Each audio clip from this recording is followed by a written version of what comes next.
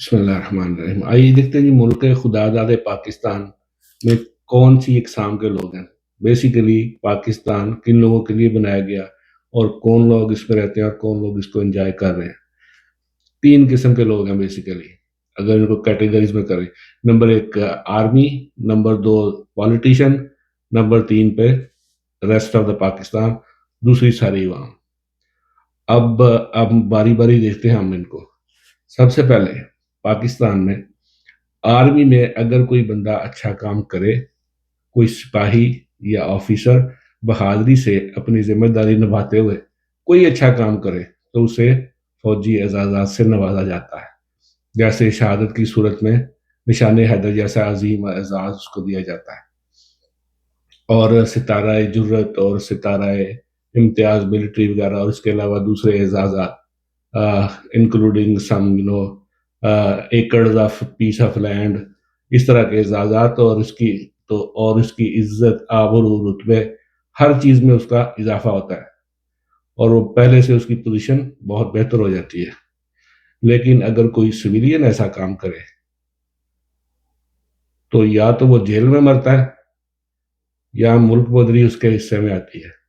عزت دینے کے بجائے اس کو رسوا کیا جاتا ہے، اس کو غدار ڈکلیئر کیا جاتا ہے۔ مثال کے طور پہ ہم پاکستان کی ہسٹری میں دیکھیں قائد اعظم کے ساتھ کیا ہوا۔ کہتے ہیں جی اس کو ہاؤس اریسٹ کیا گیا، جب وہ بیمار ہوئے، ایمرجنسی کی ضرورت پڑی، ان کی ایمبولنس خراب ہوئی، اور بیسیکلی وہ وہیں پہ اللہ کو پیارے ہو گئے۔ اس کے بعد فاطمہ جناح کے ساتھ انہوں نے کیا کیا، اس کو بھی غدار ٹھہرا، اس کو اس قدر ذلیل کیا، اور مجیب الرحمان شامی کے ساتھ وہ بھی اس کے ساتھ کھڑا تھا۔ پاکستان کی اکائی کے جو لوگ ساتھ کھڑے تھے اس کو انہوں نے ذلیل کر کے اس کا بھی بیڑا غرق کر دیا۔ لیاقت علی خان کا مرڈر ہوا، کوئی اس کے بارے میں تحقیق نہیں ہوئی۔ اور سب سے آخر میں آپ دیکھیں ڈاکٹر عبد القدیر خان صاحب، جنہوں نے پاکستان کو ناقابل تسخیر بنایا، اپنی ہر چیز کو انہوں نے سیکریفائز کر کے بڑی اچھی اعلیٰ قسم کی جاب چھوڑ کے وہ پاکستان میں آئے اور پاکستان کی خدمت کی۔ آخر میں اس سے کیا کروایا گیا؟ اس جرم کی ان کو سزا دی گئی جو انہوں نے کیا بھی نہیں۔ پوری دنیا کے سامنے اس بندے کو مجبور کیا گیا کہ وہ دنیا سے معافی مانگے اس جرم کی جو اس نے کبھی کیا ہی نہیں، اور اپنی زندگی کے آخری ایام تک وہ بندہ ہاؤس اریسٹ رہا، اور اس کی پینشن اتنی تھوڑی تھی کہ وہ بمشکل گزارا کرتا تھا۔ وہ بیچارہ قسمہ پرسی کی حالت میں وہ اس دنیا کو چھوڑ کے چلا گیا، اور جاتے اس نے وہ شعر جو اس کا تھا، گزر تو گئی تیری حیات قدیر، ستمگر مگر کوفیوں میں گزری ہے۔ بھٹو کے ساتھ کیا ہوا؟ بھٹو نے بھی کہا تھا جی میں پاکستان کو آزاد کروں گا، اسلامک کانفرنس کروائی اس نے، پوری عالم اسلام کو اکٹھا کرنے کی کوشش کی۔ اس جرم کی پاداش میں وہ پھانسی چڑھا گیا۔ اصل اس کی سزا یہی تھی، قصور بھی اس کا یہی تھا۔ آج کل عمران خان کے ساتھ یہی کچھ ہو رہا ہے۔ پوری امت مسلمہ میں اس وقت ہر بندہ اس کی طرف دیکھ رہا تھا۔ آپ نے اس کو پکڑ کر اس کو جیل میں ڈال دیا۔ اس کی کاوش اتنی زیادہ تھی، سخت حالات میں پاکستان کو مشکل سے نکالا اس نے۔ گروتھ ریٹ ملکی تاریخ کی بہترین سطح پر چلی گئی، امپلائمنٹ بہت بڑھ گئی، فیکٹریز میں کام کے لیے ورکر نہیں تھے، اتنا کام کا بوجھ بڑھ گیا تھا۔ اسلاموفوبیا کا مقدمہ لڑا، حرمت رسول صلی اللہ علیہ وآلہ وسلم کا درس دنیا کو دیا کہ یہ ہمارے لیے کیا ہے۔ پاکستانی پاسپورٹ کی عزت کروائی، عالمی معیار کے 2 ادارے شوکت خانم اور نمل کالج بنایا، اپنے بل بوتے پر لوگوں سے پیسے اکٹھے کر کے 2 ادارے۔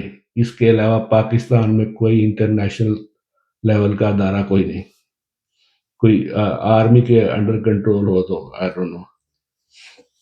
کھیل کی دنیا میں انہوں نے گراں قدر خدمات انجام دی۔ 92 کا ورلڈ کپ، عام عوام کے مسائل کی اس نے اونرشپ کی اور ان کو حل کرتا نہ صرف اس نے کہا بلکہ اس نے عملی اقدامات بھی کیے، مسافر خانے، لنگر خانے، ہیلتھ کارڈ، کسان لون، مزدور لون، اسٹوڈنٹ لون، پتہ نہیں ہر چیز کے لیے اس نے لوگوں کے مسائل کی اونرشپ لی اور اس کو حل کرنے کی اس نے کوشش بھی کی۔ آپ نے اس کو کیا کیا جی؟ رجیم چینج کر کے M N A M P S کی منڈیاں لگا کر دھڑلے سے، بدماشی سے پوری دنیا کے سامنے عدالتوں کو بے وقت کر کے آپ نے اس بندے کو گرانے کی کوشش کی، اس پر جھوٹے مقدمات اور کیس بنوائے جس کی پوری دنیا میں جس کی عزت ہے، اس لیے کہ وہ عام پبلک تھی۔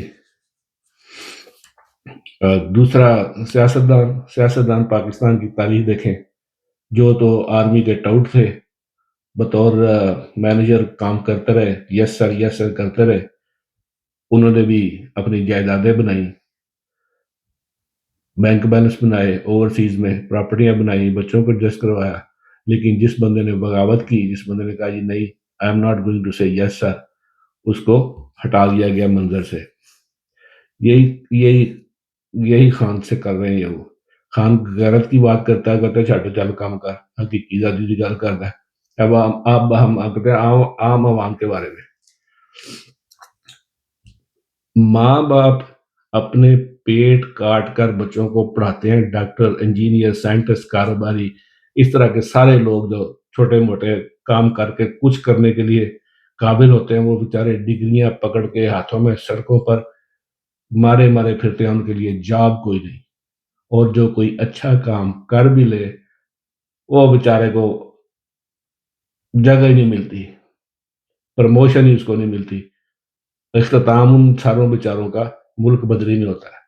بہت سے کاروباری لوگ، ڈاکٹر، سائنٹسٹ، انجینئرز جو پاکستان سے ناکام ہو کر لوٹے، پوری دنیا میں وہ پھیل گئے، اور ان کا پوری دنیا میں ان کا نام ہے، سوائے پاکستان کے، جہاں پہ وہ کیا کہتے ہیں کہ وہ بے قدری دیاں پاڑیاں چ ہر نگاہ بندہ ٹھرو پیا کرتا ہے۔ ذرا اب یہ کہ جو حاصل غزل جو ہے نا، اب ذرا غور کریں، جو لوگ پچھلے 50 سال سے ہمیں بتا رہے ہیں کہ ملک نازک ترین دور سے گزر رہا ہے، معاف کیجیے گا، ان کے تو شملے بلند ہوئے، بڑی عمارتوں، ایکڑوں میں گھر، غیر ملکی جائیدادیں، بینک بیلنس اور جزیروں کے مالک بن گئے۔ یہ وہ لوگ ہیں جو ہمیں 50-60 سال سے یہ بتا رہے ہیں کہ ملک نازک ترین دور سے گزر رہا ہے، قربانی دینی پڑے گی۔ خود تو وہ جائیدادوں کے مالک بن گئے، اور عام عوام کو کیا ملا 77 سالوں میں؟ بھوک، ننگ، افلاس، غربت، بے روزگاری اور نہ ختم ہونے والی ذلت۔ پاکستان میں اور پاکستان سے باہر بھی عام آدمی کی حالت زار تو یہ ہے کہ وہ کچن میں جائے تو گیس نہیں، باتھ روم میں جائے تو پانی نہیں، بجلی کا ویسے برا حال ہے، کمرے میں وہ بیٹھ کے آرام نہیں 2 گھڑی کر سکتا، بجلی کوئی نہیں، گیس کوئی نہیں، پانی کوئی نہیں، اور کوئی علاج کے لیے پیسہ نہ ہونے کی وجہ سے مر رہا ہے، کوئی بھوک سے مر رہا ہے، لیکن خبردار کروانے والے خود بھی اور ان کی نالائق اولادیں بھی، وہ لاکھوں کروڑوں میں کھیلتے ہیں۔ اس لیے کہتے ہیں کہ Pakistan is for the army and by the army۔